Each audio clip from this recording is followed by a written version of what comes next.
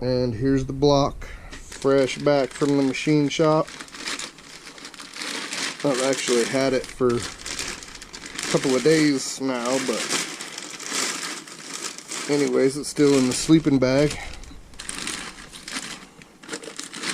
And I think this is, well, I know this is the first time that I've had one punched out and you know, overboard and professionally honed. But anyways, looks awesome. And yeah, last night, I didn't get this on film, but I went through and gapped all my rings, and I put the pistons on the rods and made sure everything was good there. And Cerakoted the pistons like I said I was going to. So that's the Cerakoted piston. That Trom piston right there.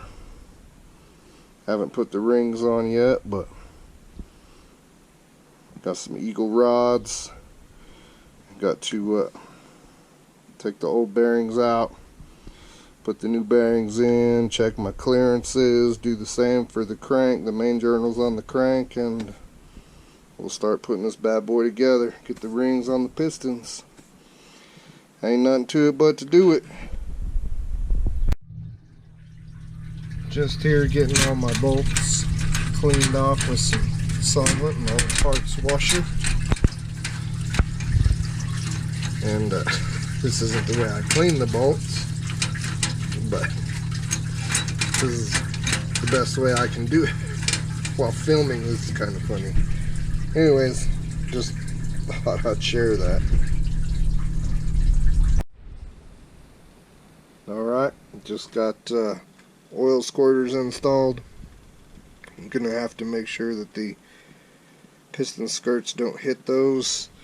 Got the mains all cleaned up, bolts all cleaned up. I'm gonna put the bearings in there and run the bore gauge in there and check clearances.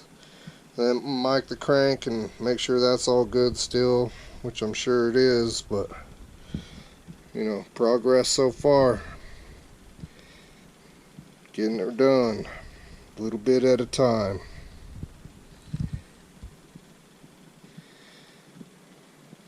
Man, getting anxious.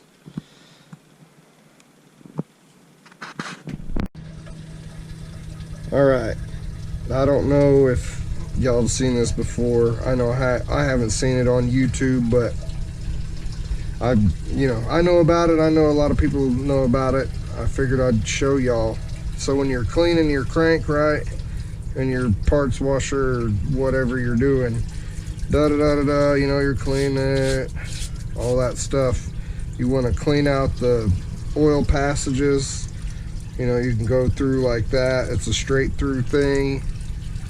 You're gonna go all the way through, squirting down inside the holes, you know. But if you plug off the back side and you squirt in the main, let me see if I can get it. I'm having a hard time getting y'all a good shot. Squirt in the main, then it'll come out the rod oiler hole, oil passage hole. So that's how you can know that they're clear. You can do each main and watch it come out the journal hole. But you just take your finger and plug off the back side of the main hole and it'll come out the journal hole. And it gets all the old oil and crud out.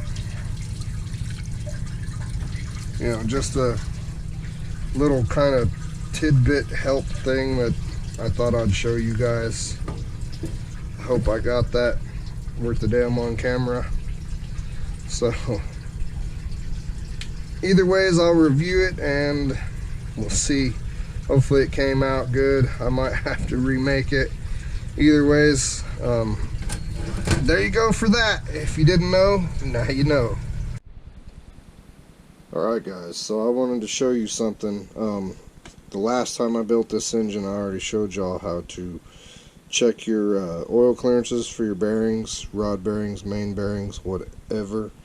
But I was going to show you with the micrometers, dial bore gauge, actually with the dial bore gauge, how the torque on these being off will give you a wrong reading.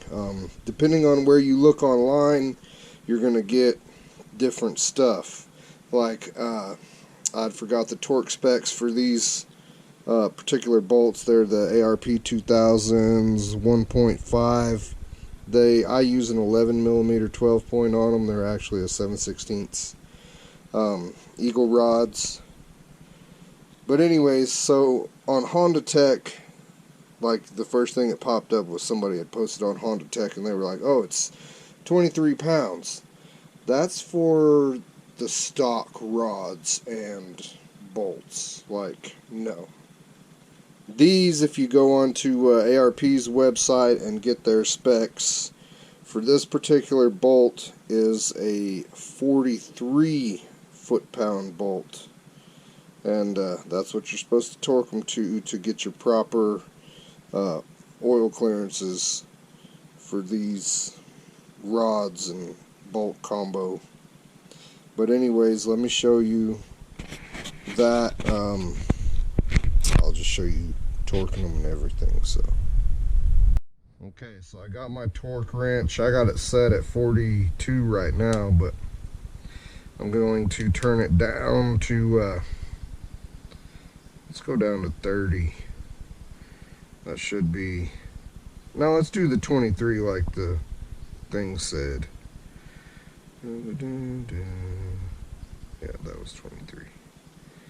Or did I say 23? I meant to say 28.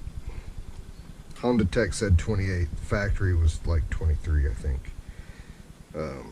Anyways, so we're gonna go to 28, like the post on Honda Tech had said. Now I didn't dig into that very deeper. It might have gotten clarified in the later posts or threads or whatever, but that initial one that popped up first, I was like, no, that can't be it. So I went ahead and double checked and found another source, and you know, that's why I say Honda Tech, because that was the first one that popped up on Google. But anyways, it might have got fixed. Okay, so here's 28 with my nice old school torque wrench. Good old Craftsman, right? So, you know, your clearance should be anywhere between 1.5 thousandths and I think 3 thousandths is the limit. 2.5. 2.5 is generally what most people want, especially high horsepower, high rev application. But anyways, you see this right here? This says that I have a 3 thousandths gap, right? Because I showed y'all how to set this up last time I built this engine, I believe.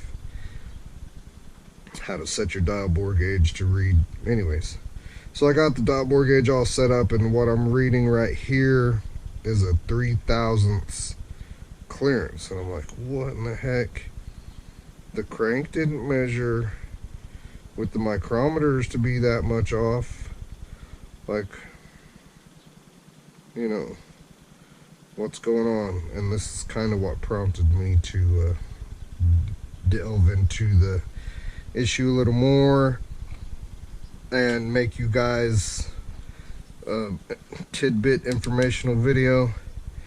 Now let's go ahead and put this dude up to the 43 that it says it's supposed to be. It's 35. There's 40. There's 43. Let's lock it. Let's finish torquing this dude.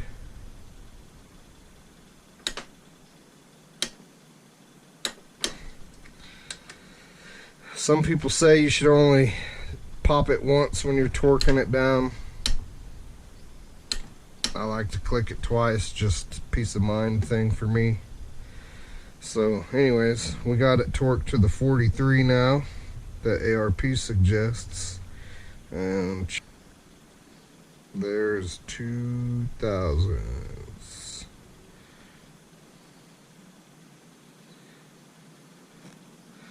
So there you have it. Alright guys, got the pistons installed. I didn't see a point in showing you my process because I showed you on another video and maybe another video. Anyways, you've seen a couple of times. So here's this one installed. Just turns over nice and smooth.